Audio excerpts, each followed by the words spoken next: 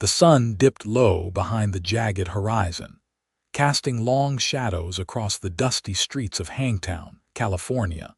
As Henrietta Valens pulled her worn cap lower over her face and trudged toward the mining office with shoulders squared beneath her baggy shirt. It was 1854, and the California gold rush had transformed this once sleepy town into a bustling hub of fortune seekers, criminals, and everyone in between. But for Henrietta, the promise of gold wasn't what had brought her here. It was desperation, and the need to survive in a world that offered few options to women without means or protection. "Jenkins, you're late again," barked the foreman as Henrietta, or Henry Jenkins, as she was known to everyone in Hangtown, slipped through the office door. "Sorry, Mr. Billings," she mumbled in the deepened voice she had practiced for months until it became second nature. "Won't happen again." The coal mine on the outskirts of Hangtown wasn't the richest operation in the territory, but it provided steady work when many gold claims were playing out. Henrietta had been working there for nearly 6 months, her secret safely hidden beneath baggy clothes, minimal conversation, and the ever-present layer of coal dust that covered everyone equally, obscuring any feminine features she might have otherwise betrayed. "See that it doesn't," Billings muttered, handing her the work assignment for the day. "You're with the new crew in the South Tunnel today. They're short a man." Henrietta nodded, keeping her eyes down as she always did. Eye contact invited conversation, and conversation invited discovery. She'd made it this far 22 years old, and supporting herself when so many said she couldn't, and she wasn't about to ruin everything now. Outside, the morning shift was gathering, a collection of rough men with rough hands and rougher language. Among them stood a tall figure Henrietta hadn't seen before. His broad shoulders and the easy way he wore his pistol marked him as different from the usual miners. A cowboy, by the look of his worn boots and the way he stood with a slight bow to his legs, as if more accustomed to sitting a saddle than standing on solid ground. "Who's the new fella?" one of the miners asked, gesturing toward the stranger. "Name's Samuel Calloway," the man answered for himself, his voice carrying a slight southern drawl. "Just passing through. Needed some coin to move on." Henrietta kept her distance, but couldn't help noticing the way Calloway's eyes lingered on her a moment longer than necessary. A chill ran down her spine. There was something unsettling about the intensity of his gaze, as if he could see right through her disguise. The mine supervisor divided them into crews, and to Henrietta's dismay, she found herself assigned to the same team as the mysterious cowboy. The South Tunnel was one of the deeper shafts, dark and stifling even in the early morning hours. By midday, it would be nearly unbearable. As they descended into the earth, Henrietta felt the familiar tightening in her chest. Not fear of the darkness or the crushing weight of rock above them, but the constant anxiety of discovery. One careless moment, one slip of her facade, and everything would unravel. The work was back-breaking as always. Swing the pick, shovel the coal, load the cart. Repeat until your arms felt like lead, and your lungs burned with coal dust. Henrietta had grown stronger over the months, her once soft hands now calloused and strong. But still, she took care to maintain the proper distance from her fellow miners, especially during water breaks when the men would often strip off their sweat-soaked shirts. "Jenkins," called a voice behind her, and Henrietta nearly jumped out of her skin. It was him, Calloway, standing too close for comfort. "You dropped this." He held out her work glove, which had indeed fallen from her belt without her noticing. His eyes, clear blue even in the dim lantern light, seemed to bore into her. "Thanks," she muttered, reaching for the glove and careful not to let their fingers touch. "You don't talk much, do you?" he asked, not moving away as she'd hoped. Henrietta shrugged. Not much to say. Funny, he replied with a slight smile. Most men I know can't help running their mouths about nothing at all. Before she could respond, the mine supervisor shouted for everyone to get back to work, and Henrietta gratefully returned to the rhythmic labor that required no conversation. But throughout the day, she felt Calloway's eyes on her, studying her movements, watching how she kept to herself. It made her skin crawl with apprehension. When the shift finally ended and the miners began the ascent back to daylight, Henrietta hung back, letting most of the crew go ahead. It was another of her precautions, less chance of accidental contact in the narrow tunnel if she followed at the rear of the group. But Calloway seemed to have the same idea. As she made to pass him in the dimly lit passage, his hand shot out, gripping her arm with surprising gentleness. "Hold on a moment, Jenkins," he said quietly. Henrietta froze, her heart hammering so loudly in her chest she was sure he must hear it. "What do you want?" she asked, her voice coming out harsher than intended.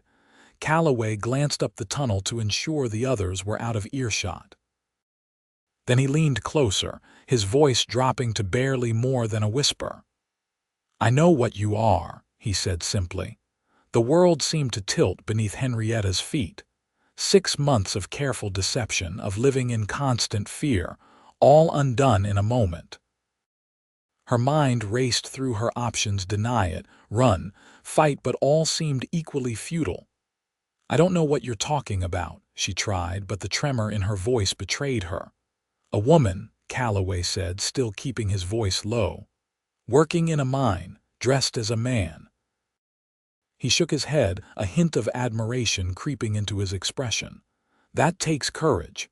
Henrietta felt the blood drain from her face. "Are you going to tell?" she asked, already seeing her precarious life here crumbling to dust. To her surprise, Calloway shook his head. "No, why not?" Suspicion replaced her initial panic. Men didn't keep secrets for nothing. "What do you want?" "Nothing," he answered, releasing her arm. "Your secret is safe with me, Miss Jenkins," she insisted stubbornly. "Henry Jenkins is all you need to know." A ghost of a smile touched his lips. "As you wish, Jenkins, but you might want to be more careful. You've been binding your chest too tightly. It's affecting your breathing when you work. That's how I noticed something wasn't right." Henrietta felt heat rising to her cheeks despite the cool air of the mine. The thought that he had been observing her so closely was both infuriating and mortifying. "I'll keep that in mind," she said stiffly, then brushed past him toward the exit, half expecting him to call after her or try to stop her again. But he didn't. And as she emerged into the fading daylight, Henrietta realized she had a decision to make. She could pack up and flee Hangtown tonight, start over somewhere new, or she could stay and hope that Samuel Calloway was a man of his word. The next morning found Henrietta back at the mine, having spent a restless night wrestling with her decision. In the end, practicality won out over fear. She had nowhere else to go, no savings to speak of, and the thought of starting over yet again was more daunting than facing the cowboy who knew her secret. Calloway was already there when she arrived, talking with the foreman. He gave her a brief nod but otherwise made no special acknowledgement of her presence. The day's assignments were handed out, and to Henrietta's relief, she was placed on a different crew than Calloway. Perhaps he had requested the change, sparing them both the awkwardness of working side by side. For 3 days, this uneasy arrangement continued. Calloway kept his distance, and Henrietta began to cautiously hope that her secret was truly safe. But on the 4th day, as she was heading back to her small rented room after her shift, she heard footsteps behind her on the dusty street. "Jenkins," Calloway called, not too loudly. A word Henrietta stopped, tensing as he caught up to her. "What is it?" "Not here," he said, glancing around at the busy street. "There's a small cafe around the corner. Less ears." Against her better judgment, Henrietta followed him to a modest establishment tucked between a general store and a tailor's shop. It was early for the dinner crowd, and they secured a table in a quiet corner. "You still haven't told me why you're keeping my secret," Henrietta said once they were seated, skipping any pretense at pleasantries. Calloway studied her face for a moment before answering. "I've known other women who had to disguise themselves to survive. My sister was one." Was. Henrietta caught the past tense. A shadow passed over his features. "She died 2 years ago, caught in a flash flood while driving cattle with me in Arizona Territory." He looked down at his hands. "She was all the family I had left." The unexpected disclosure caught Henrietta off guard. It wasn't the answer she'd been expecting, and it softened something in her that had been hard and defensive for a very long time. "I'm sorry about your sister," she said sincerely. He acknowledged her sympathy with a slight nod. "The thing is, Jenkins, or whatever your real name is, you're taking unnecessary risks. The miners' talk and questions are starting to circulate about why you never join them at the saloon, never bathe in the creek with them, never share stories about sweethearts back home." "I'm not exactly a social person," Henrietta countered, though she knew he was right. "No one expects you to be the life of the party," Calloway replied. "But total isolation makes people curious, and curiosity is dangerous for someone in your position. What do you suggest, then?" she asked, unable to keep a note of sarcasm from her voice. "That I start drinking and whoring with them to blend in." To her surprise, Calloway let out a short laugh. "Not exactly, but perhaps you could benefit from having a friend, someone to occasionally be seen with, to deflect attention." Henrietta narrowed her eyes. "And that friend would be you, I'm offering," he said with a shrug. "I'm only in Hangtown until I earn enough to move on. A few weeks, maybe a month. We could help each other." "How exactly would this benefit you?" Suspicion crept back into her voice. "You're not the only one who prefers to keep to themselves," Calloway said. "The miners have been trying to drag me to the saloon every night as well. If they think we're friends, they might leave us both alone more often." It was a reasonable suggestion, Henrietta had to admit. And having someone who knew her secret, but was willing to help protect it rather than expose it, could be invaluable. Still, trusting a man she barely knew went against every instinct of self-preservation she'd developed.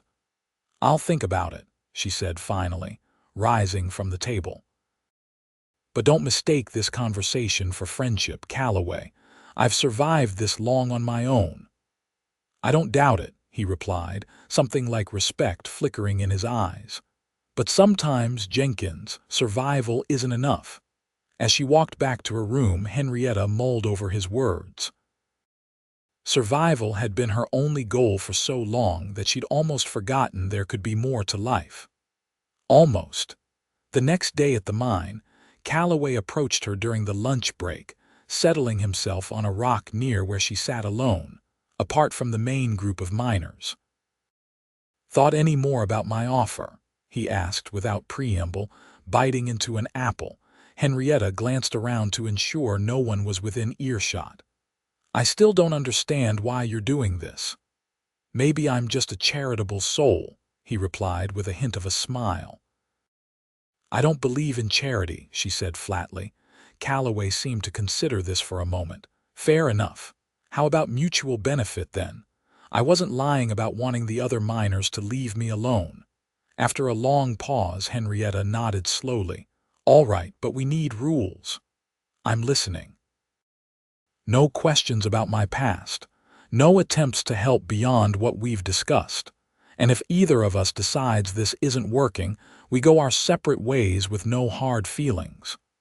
"Agreed," Calloway said without hesitation. "Though I would add one condition of my own: if you're in real trouble, you tell me. I can't help if I don't know."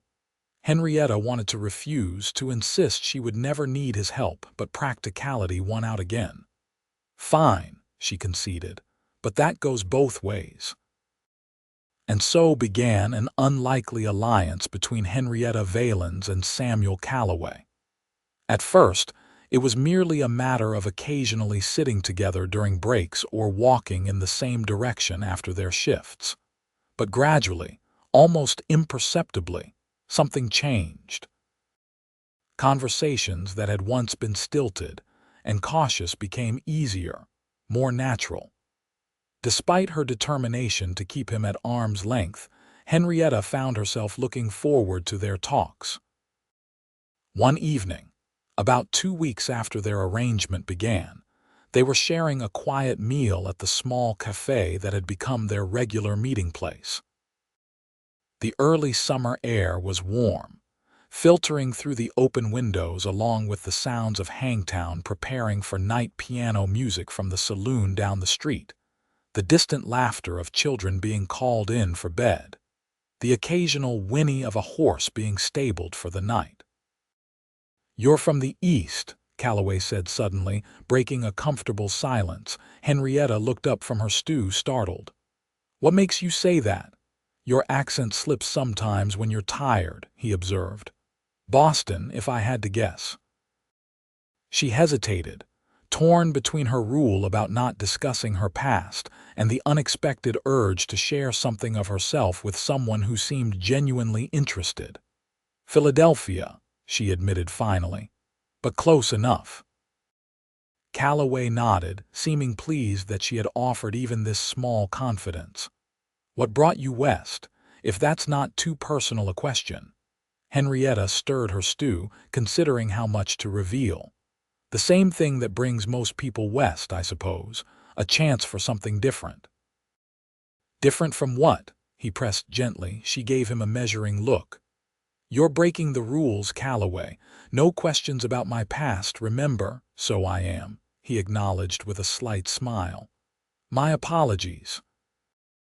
But Henrietta found, to her surprise, that she didn't mind as much as she should have. There was something about Samuel Calloway that made her want to lower her guard, just a little.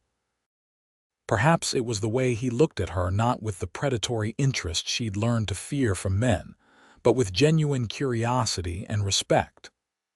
"I left because staying wasn't an option," she said after a moment, the words feeling strange on her tongue after so long keeping everything bottled inside.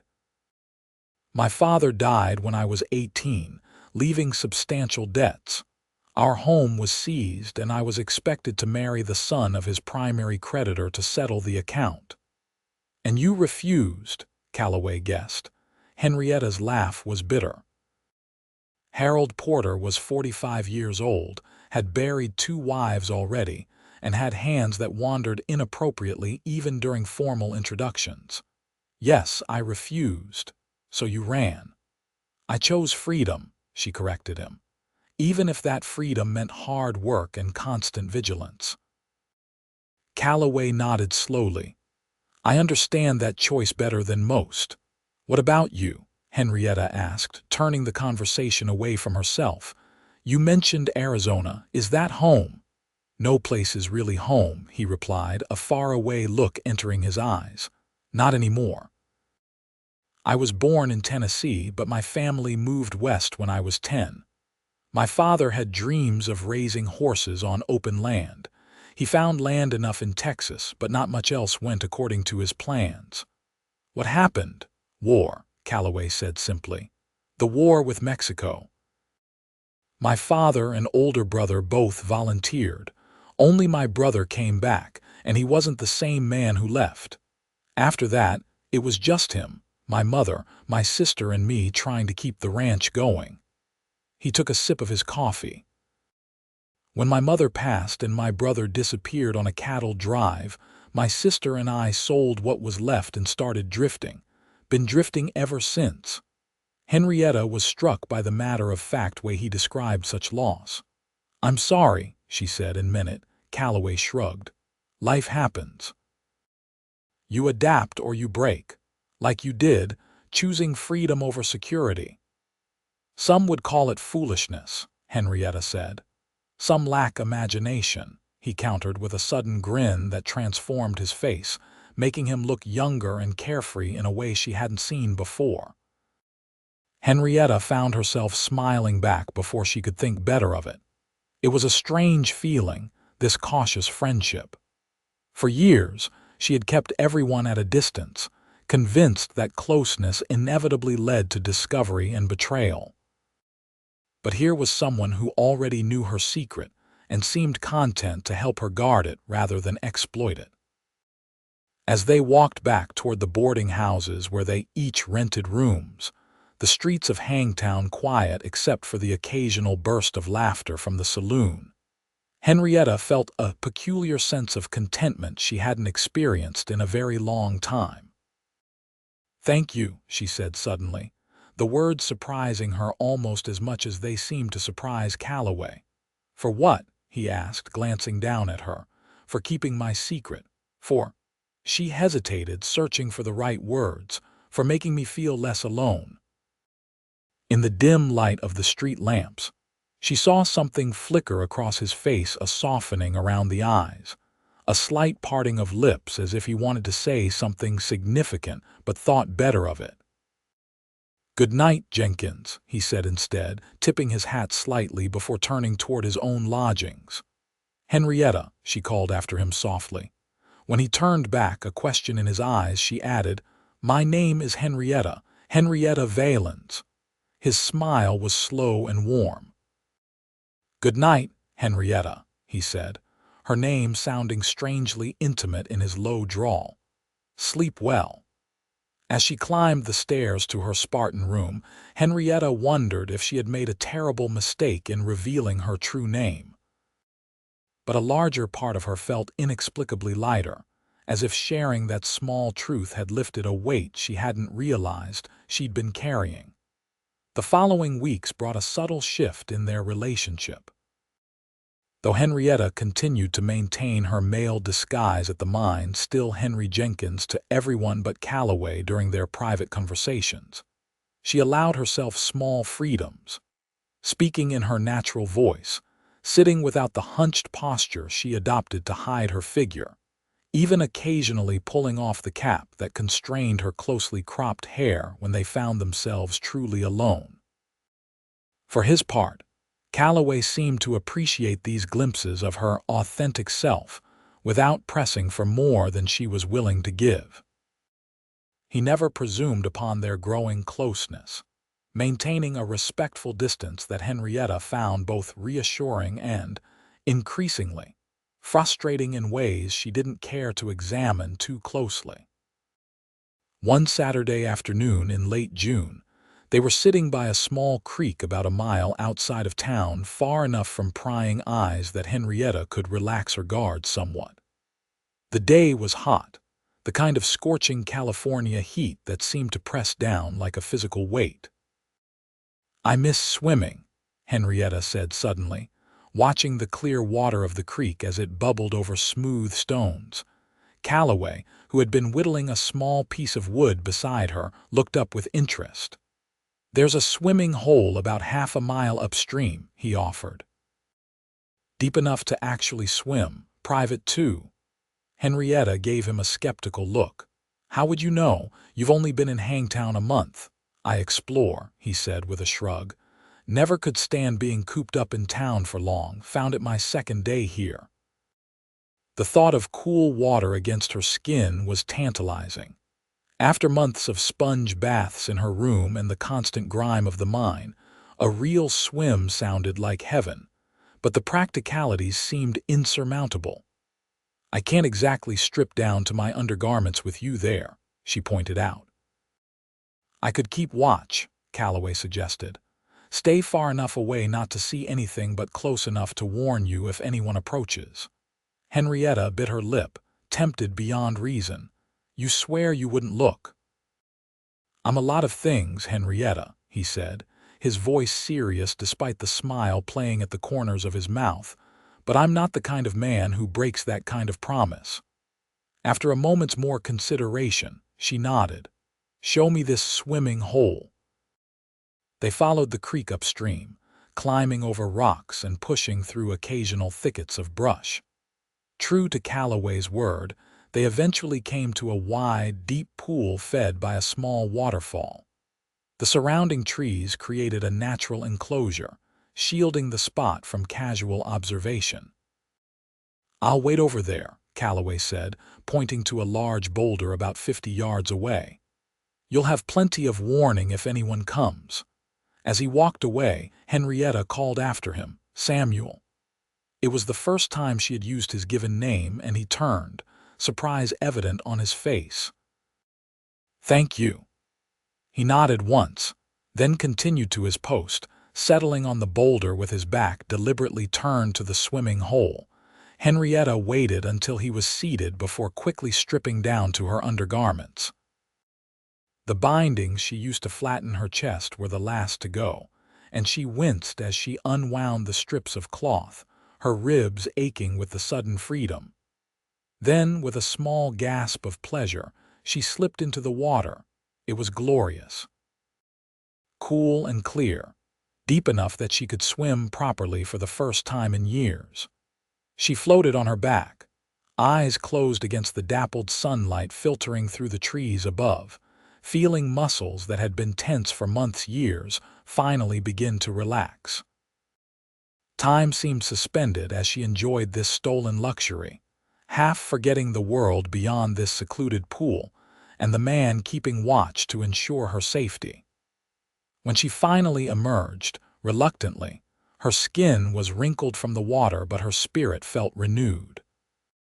She dressed quickly, calling out when she was decent again, "You can come back now." Calloway returned, looking pointedly at her wet hair. "Feel better?" "You have no idea," she said, unable to keep the contentment from her voice. "I haven't been able to swim since." She trailed off, realizing she was about to reveal more of her past than she intended. "Since Philadelphia," he finished for her, his tone gentle. Henrietta nodded. "It's been almost 4 years." "That's a long time to deny yourself something you love," Calloway observed, sitting beside her on a flat rock near the water's edge. "There are many things I've denied myself," she said quietly, staring at the rippling surface of the pool. "It's the cost of the choice I made." "Does it ever seem too high a price?" he asked, his voice carefully neutral. Henrietta considered the question seriously. "Sometimes," she admitted, "especially lately." "What's changed lately?" His eyes, when she glanced up to meet them, were intent on her face. "You know what's changed," she said, her voice barely above a whisper. For a long moment, they simply looked at each other. The only sounds the gentle splash of the waterfall and the distant calls of birds in the trees. Something unspoken hung in the air between them, a tension both exhilarating and terrifying. Calloway was the first to look away. "We should head back," he said, rising to his feet and offering her his hand. "Before someone notices we're both missing." Henrietta took his hand, feeling the warm strength of his fingers as they closed around hers. He pulled her up with easy grace, and for a brief moment, they stood very close enough that she could see the individual droplets of water that had splashed onto his shirt, close enough to catch the scent of leather and pine that seemed to cling to him. Then he stepped back, releasing her hand, and the moment passed. As they made their way back toward town, Henrietta found herself wondering what might have happened if neither of them had pulled away. The thought both thrilled and frightened her. Samuel Calloway was becoming dangerous to her in ways that had nothing to do with her secret identity. The days that followed brought new complications. A section of the mine collapsed, trapping 3 miners for hours before they could be rescued. No one was seriously hurt, but the incident put everyone on edge. The foreman instituted new safety protocols that required miners to work in pairs at all times, and Henrietta found herself paired with Calloway. "Just make sure Jenkins here doesn't do anything stupid," Billings told Calloway with a dismissive wave. "Boy's got a good work ethic, but not much between the ears." Henrietta bit her tongue, forcing herself not to react to the insult. She'd cultivated the persona of a simple-minded but hard-working young man, precisely because it discouraged too much interaction. Now that carefully constructed image was forcing her to spend entire shifts in close proximity to the one person who made her feel things she couldn't afford to feel. "I'll keep an eye on him," Calloway promised with a straight face. Their new assignment was in one of the deeper tunnels, extending the main shaft further into the hillside. The work was demanding, requiring both strength and precision. They fell into a natural rhythm, Calloway taking the lead with the pickaxe while Henrietta followed behind, shoveling the loosened coal into carts. "You're stronger than you look," Calloway commented during a brief water break, keeping his voice low. "Most men twice your size would be struggling by now." "I've had practice," Henrietta replied, equally quiet. "And I have more to prove," he nodded, understanding in his eyes. "Still, don't push too hard. These conditions are dangerous enough without exhaustion clouding your judgment." "I know my limits," she said, perhaps more sharply than intended. "Do you?" Calloway's gaze was searching. "Sometimes I wonder if you've been pushing past them for so long you've forgotten where they are." Before Henrietta could formulate a response, a shout echoed down the tunnel. "Everyone out." Shifts over early today, exchanging puzzled glances, they gathered their tools and made their way toward the exit. Outside, they found the miners gathering in a loose circle around the foreman who looked grim. "Listen up," Billings called for attention. "The company's bringing in new machinery next week, steam-powered drilling equipment. They're saying it'll increase production and improve safety." A murmur ran through the crowd. New machinery meant changes, and changes rarely favored the workers. "What does this mean for us?" someone called out. "It means half of you will be out of a job by the end of the month," Billings said bluntly. "They'll keep the strongest and most experienced. The rest will get their final pay next Friday." Henrietta felt her stomach drop. 6 months of careful deception, of building a life here, however precarious, all potentially for nothing. If she lost her position at the mine, she would have no means to support herself in Hangtown. The few other employment options available to Henry Jenkins were even more physically demanding and offered less pay. As the crowd dispersed, grumbling and anxious, Calloway fell into step beside her. "You're worried," he observed quietly. "Wouldn't you be?" She kept her eyes forward, her posture rigid. "I'm neither the strongest nor the most experienced, and Billings already thinks I'm slow-witted." "I could put in a word for you," Calloway offered. "The foreman seems to respect my opinion." Henrietta shook her head. "No. I don't want special treatment. Besides," she added with a humorless laugh, "weren't you planning to move on soon anyway? You've probably earned enough by now." It was a thought that had been nagging at her for days. Calloway had been clear from the beginning that his stay in Hangtown was temporary. She had no claim on him, no right to expect him to change his plans for her sake.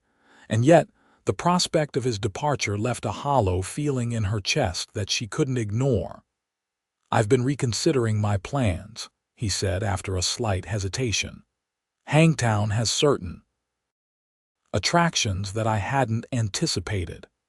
Henrietta glanced at him sharply, but his expression revealed nothing beyond a casual interest in their conversation. "Don't stay on my account," she said, the words coming out more stiffly than intended. "I survived before you arrived, and I'll manage after you're gone." "Is that what you want?" Calloway asked, stopping in the middle of the street and turning to face her fully. "For me to leave?" The directness of the question caught her off guard. No one was close enough to overhear, but they were still in public view, forcing Henrietta to maintain her male persona even as she struggled with an answer that felt too personal, too revealing. "What I want doesn't matter," she said finally, her voice low. "It never has." "It matters to me," Calloway replied, his eyes intent on her face. Henrietta looked away, unable to bear the earnestness she saw there. "We should talk about this somewhere else," she muttered. "People are staring." They walked in tense silence to their usual café, finding it busier than normal with miners discussing the day's announcement. They took a table in the farthest corner, and even then, Henrietta was acutely aware of how easily they might be overheard. "You didn't answer my question," Calloway said once they were settled, his voice pitched low enough that only she could hear. Henrietta stared down at the scarred wooden tabletop, tracing a knot in the grain with her finger. "No," she said finally. "I don't want you to leave." "But that's exactly why you should." "That makes no sense," he said with a hint of frustration. "Doesn't it?" She looked up then, meeting his gaze directly. "You know what I am, Samuel. You know the life I've chosen. There's no place in it for—" She hesitated, unwilling to name the feeling that had been growing between them. "For what?" he pressed. "For complications," she finished, though they both knew that wasn't what she'd meant to say. Calloway leaned back in his chair, studying her face. "What if I told you there could be another way? A life where you don't have to pretend anymore?" Henrietta gave a bitter laugh. "What life would that be? The one where I become someone's wife, confined to cooking and cleaning and bearing children? Or the one where I can only find employment as a laundress or a seamstress, earning barely enough to survive? I've made my choice." "Those aren't the only options," he argued. "I've been saving to buy land in Northern California. Good land near the coast, with fertile soil and plenty of water. It would be a fresh start, away from mining towns and the kind of men who populate them." Henrietta stared at him, understanding slowly dawning. "Are you suggesting—" "Come with me," he said simply. "Not as my wife, if that's not what you want. As my partner, my equal. We could build something together, Henrietta." The offer was so unexpected, so far beyond anything she had allowed herself to imagine, that for a moment she couldn't find words to respond. "You barely know me," she said finally. "I know enough," Calloway countered. "I know you're brave and resourceful. I know you work harder than any man I've ever met.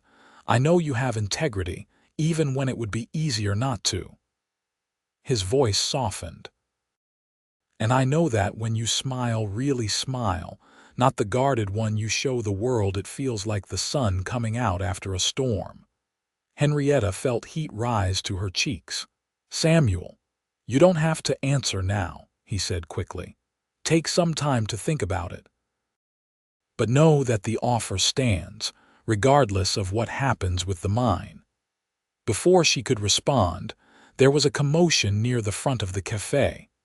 A group of miners had entered, louder and more boisterous than the usual clientele. Among them was a face Henrietta recognized with a jolt of fear, a man named Dempsey who had worked at another mine in Nevada where she had briefly been employed under a different name. If he recognized her. "We need to leave," she whispered urgently to Calloway.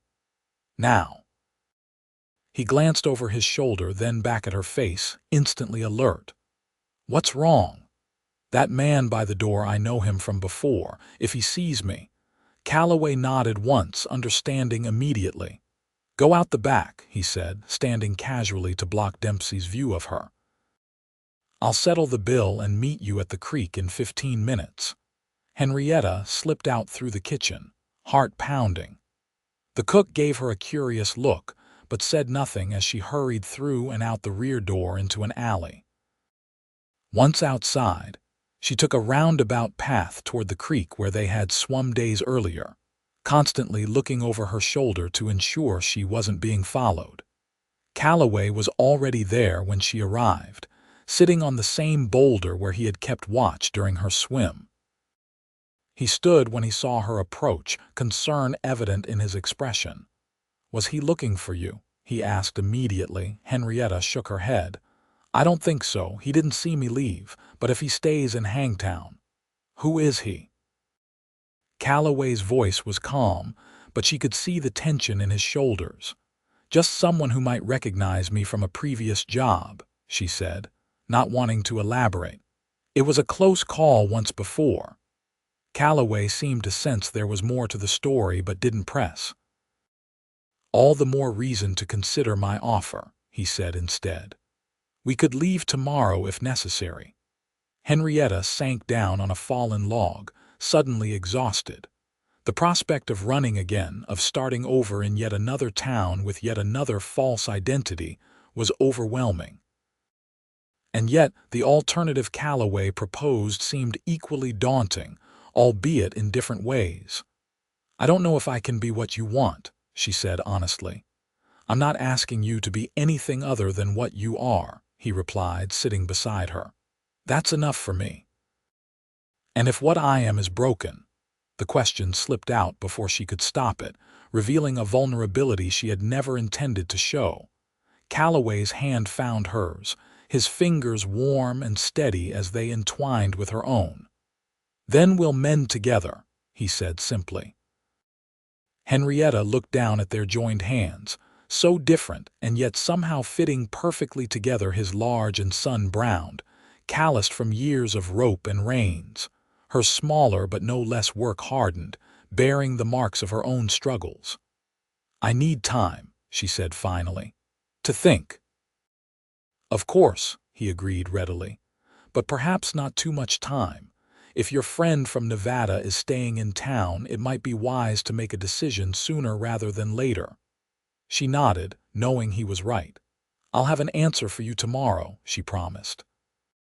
As they walked back toward town, careful to take separate paths once they neared the populated areas, Henrietta's mind was in turmoil. Calloway's offer represented everything she had convinced herself: she could never have a home, a partner, a life without constant deception. But accepting would mean trusting him completely, placing her future in his hands in a way she had sworn never to do with any man again. That night, alone in her sparse rented room, Henrietta removed her bindings and male clothing with slow, deliberate movements. She stood before the small, cracked mirror hanging on the wall, really looking at herself for the first time in months. The woman who stared back was thinner than she remembered, with shadows under her eyes and a wariness in her expression that hadn't been there in Philadelphia. But there was strength there too, in the set of her jaw, the straightness of her shoulders, the clarity of her gaze. Could she truly leave this life behind?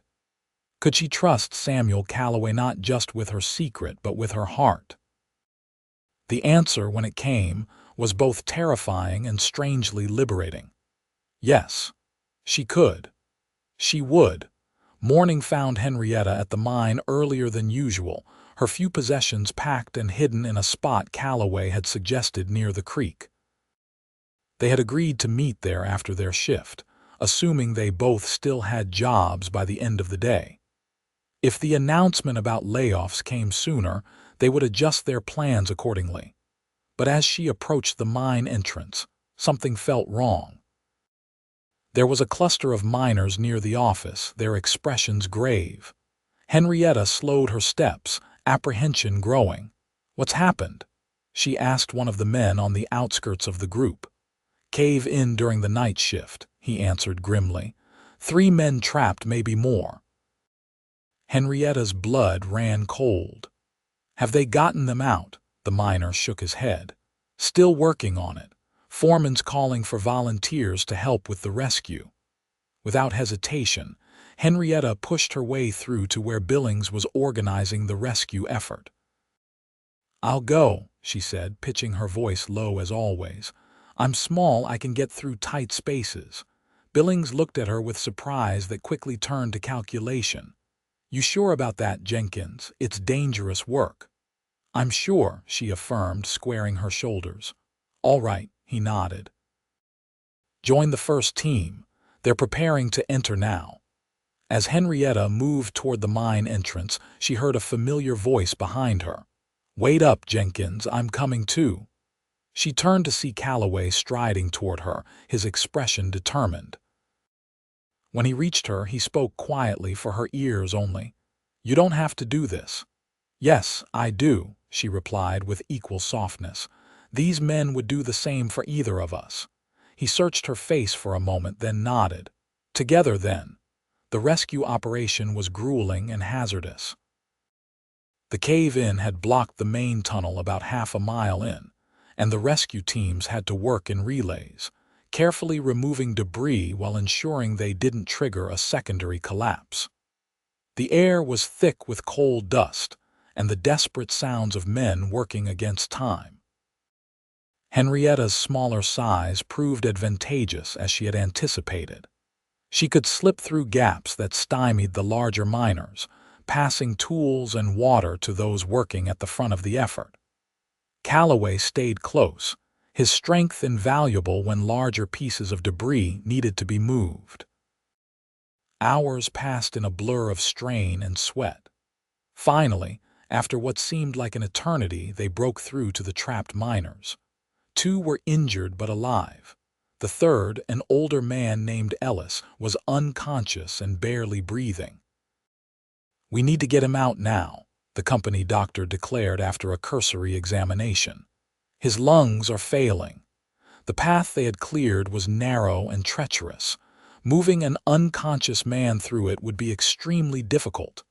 "I can guide him through," Henrietta volunteered. "If someone stronger can carry him to this point, I can make sure he gets the rest of the way safely." Calloway gave her a sharp look, but said nothing as Billings considered the proposal. "It's our best option," the foreman decided. "Calloway, you and Moore carry Ellis to the narrowest section, then let Jenkins take over from there." The plan was put into action immediately. Calloway and another miner carefully lifted Ellis and began the precarious journey back through the partially cleared tunnel. Henrietta went ahead, identifying the safest path and removing any small obstacles they hadn't noticed during the initial clearance. When they reached the narrowest part of the passage, Henrietta positioned herself to guide Ellis through. "Hand him to me," she instructed. "Carefully." As they transferred the unconscious man to her care, a low rumble vibrated through the tunnel. Small pebbles and dust began to rain down from the ceiling.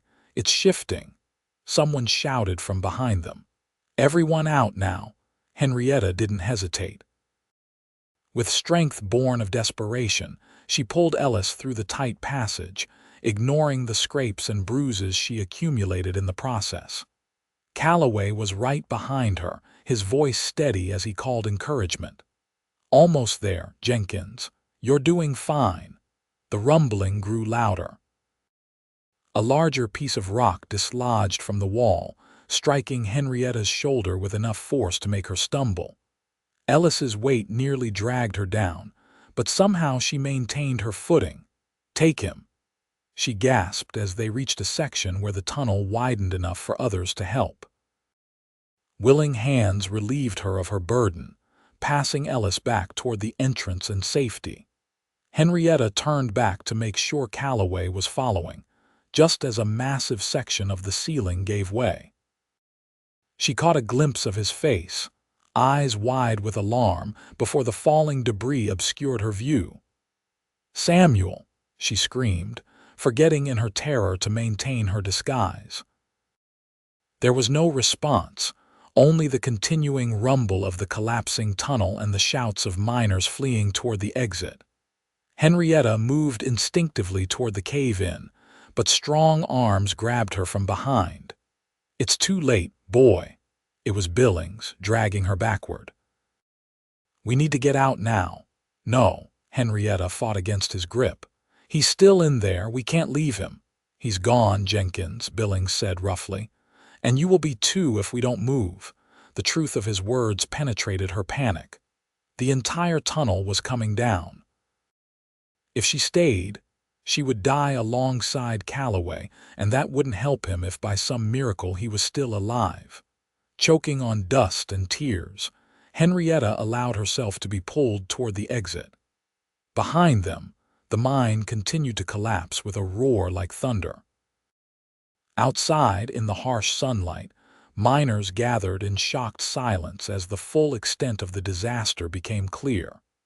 The injured from the initial cave-in were being tended to, but everyone knew that anyone still inside the mine when the second collapse occurred was likely lost. How many? Someone asked Billings in a hushed voice. The foreman did a quick count. 4, maybe 5, he replied grimly.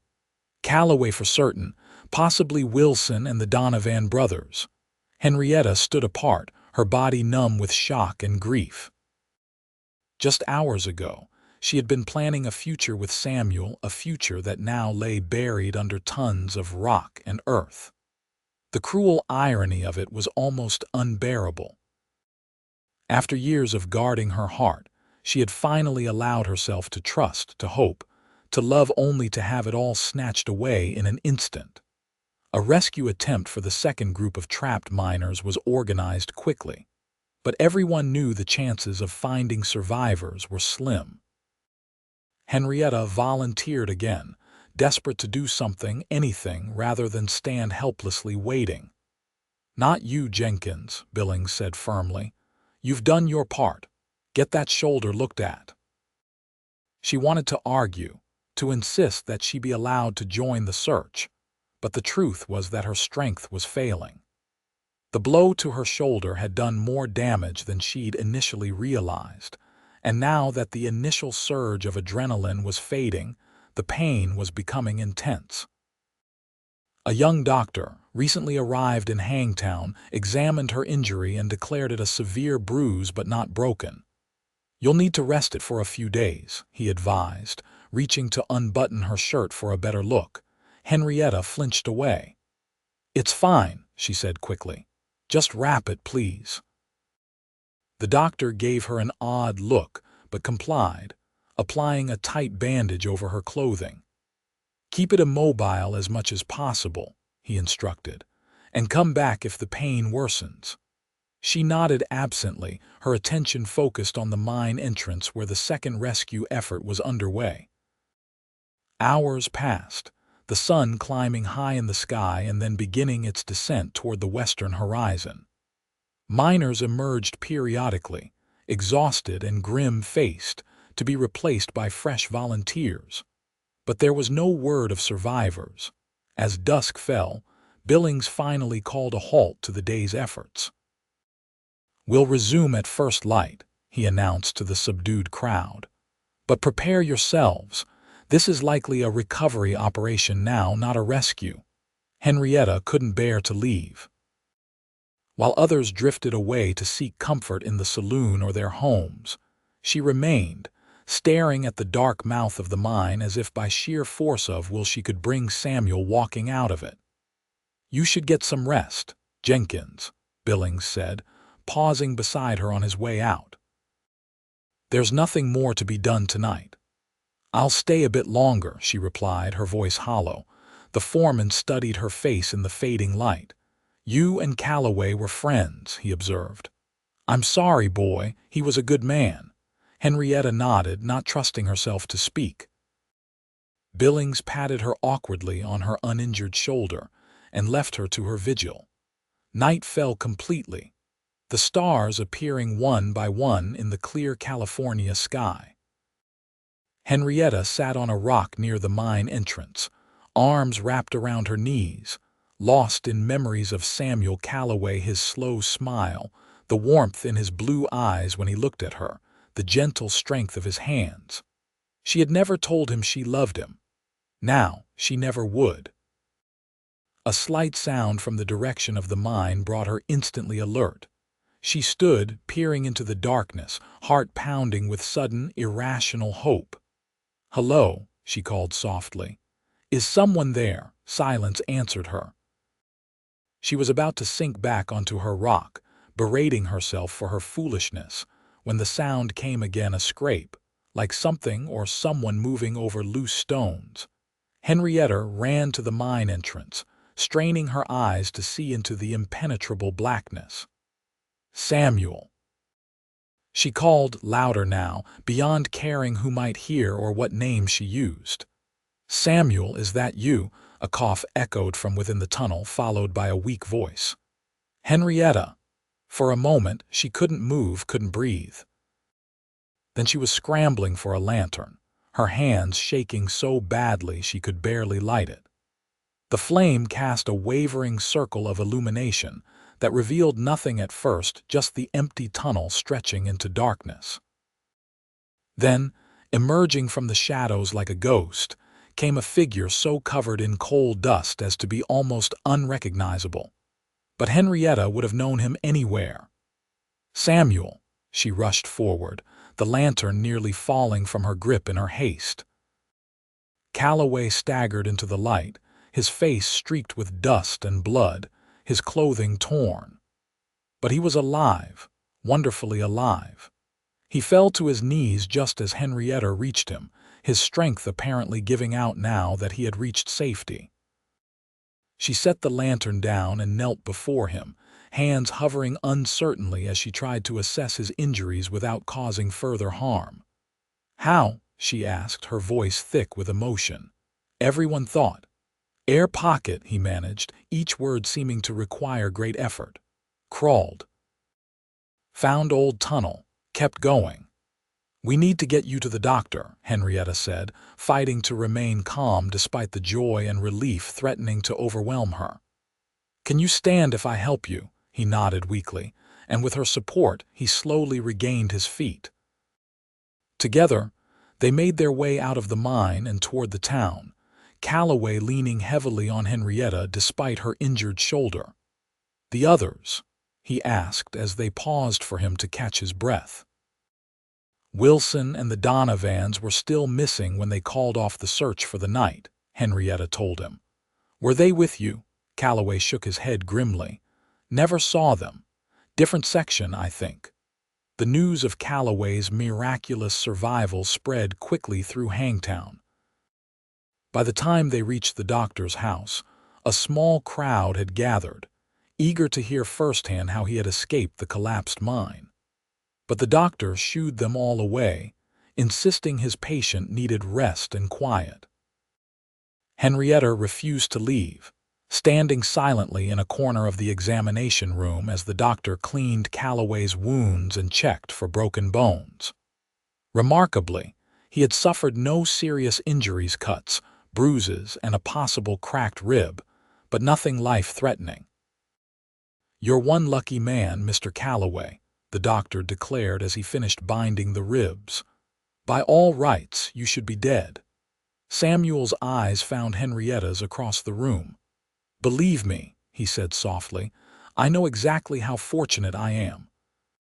When the doctor finally finished his ministrations and stepped out to prepare a pain draft, they were alone for the first time since the rescue. Henrietta moved to Samuel's side, still half afraid he might vanish if she looked away. "I thought I'd lost you," she whispered, her composure finally cracking. "I thought—" "I know," he replied, reaching for her hand. "I'm sorry for frightening you." "Don't apologize for surviving," she said fiercely. "Just don't ever do that to me again." A smile ghosted across his dust-streaked face. "I'll do my best." Henrietta hesitated, then spoke the words she'd feared she'd never get to say. "I love you, Samuel Calloway. I think I have almost from the beginning." His grip on her hand tightened. "I've been waiting to hear that," he said, his voice rough with emotion. "Almost as long as I've been waiting to say it to you. I love you, Henrietta Valens, more than I thought it was possible to love anyone." The doctor's return interrupted what might have been their first kiss. He handed Samuel a small bottle of laudanum and strict instructions to rest for at least 2 days before even thinking of returning to work. "Not that there's much work to return to," he added grimly. "The mine owners already announced they're closing the operation permanently. Too unstable, apparently." The news should have been devastating, both of them now unemployed in a town with few other prospects. But as they walked slowly back to Calloway's lodgings, Henrietta found she couldn't summon much distress over their economic situation. "We could leave tomorrow," she suggested as they reached his door. Start for Northern California like you planned. Calloway looked down at her, surprise evident in his exhausted features. You've decided to come with me then? I decided yesterday, she admitted. Before everything. I was going to tell you after our shift. A slow smile spread across his face, transforming it despite the dust and fatigue. Then we'll leave tomorrow, he agreed, though I might need to ride in the back of a wagon for a while. Henrietta smiled back, hope blooming in her chest for the first time in years. I can drive, she assured him. I've learned to do a lot of things most women never get the chance to try. One of the many reasons I love you, he said, touching her cheek gently. We'll figure out the rest as we go. The next morning dawned clear and bright, a perfect day for new beginnings. Henrietta, dressed for the first time in months in women's clothing, a simple dress she had purchased secretly and kept hidden in her room, drove the wagon she had bought with her savings out of Hangtown. Beside her sat Samuel Calloway, battered but alive, his hand resting lightly on hers whenever the road allowed. Behind them lay the coal mines of Hangtown, the years of deception, the constant fear of discovery. Ahead lay uncertainty, challenges and hard work, but also freedom, partnership, and love.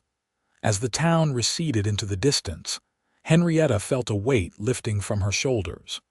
She was no longer Henry Jenkins, the quiet coal miner with a secret to protect. She was Henrietta Valens, a woman with strength, intelligence, and courage, a woman who had found, against all odds, a man who saw her for exactly who she was and loved her for it. No regrets? Samuel asked softly, watching her profile as she guided the horses. Henrietta turned to him, smiling with her whole heart. Not a single one. The journey north was slow but uneventful. Samuel's injuries gradually healed, and by the time they reached the coastal region where he hoped to purchase land, he was able to ride alongside the wagon rather than sit in it. They traveled through valleys of towering redwoods, along pristine rivers, and finally to a stretch of land near the Pacific where the soil was rich and dark, and the ocean breeze carried the promise of cool summers and mild winters. The property Samuel had saved for was everything he had described: 100 acres of mixed forest and meadow, with a small, sturdy cabin that needed repairs, but was immediately habitable. The previous owner, an aging trapper who had decided to join his daughter in Oregon, was delighted to sell to a young couple looking to build a life there. Been hoping someone would love this place like I have, the old man said as he handed over the deed in exchange for Samuel's carefully counted savings. Land like this deserves folks who appreciate it. Their first night on their new property, they sat on the cabin's small porch watching the sunset paint the western sky in shades of gold and crimson.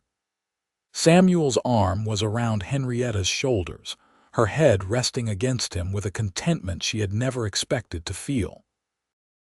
"What shall we call it?" he asked, his voice soft in the gathering twilight. "Our home should have a name." Henrietta considered for a moment, thinking of all they had endured to reach this place and all the possibilities that lay before them. "Freedom," she said simply. "Let's call it Freedom." Samuel's arm tightened around her. "Perfect," he agreed. "Absolutely perfect." The years that followed were filled with hard work, joy, challenges, and deep, abiding love. They married in a small ceremony with only the local minister and his wife as witnesses. Henrietta, wearing wildflowers in her hair that had finally grown long enough to curl around her shoulders. Samuel built a proper farmhouse to replace the cabin, and together they cultivated the land, raising crops and a small herd of cattle that grew each year. Children came first, a son they named James, after Samuel's father, and then twin daughters, Elizabeth and Catherine. The children grew up knowing both their mother's strength and their father's gentleness, learning early that love takes many forms and true partnership knows no prescribed roles. Occasionally, travelers passing through would remark on how unusual it was to see a woman working alongside her husband in the fields, or a man rocking a fussy baby while his wife repaired a fence. Samuel and Henrietta would exchange private smiles but offer no explanations. Their way of life needed no justification beyond the happiness and prosperity it brought them. On the 10th anniversary of their arrival at freedom, they hosted a gathering of neighbors and friends from miles around, settlers and farmers, who had come to respect the hardworking couple and their unconventional ways. As dusk fell and lanterns were lit around the farmyard, Samuel found Henrietta standing apart from the festivities, looking out over the land they had transformed together. "Happy?" he asked, slipping an arm around her waist. She leaned into him, her heart full to bursting with contentment. "Beyond words," she replied. "Sometimes I still can't believe this is real, that all of this is ours." Samuel turned her gently to face him, his blue eyes still as clear and honest as they had been in that coal mine so many years ago. "It's real," he assured her, "and it's only the beginning."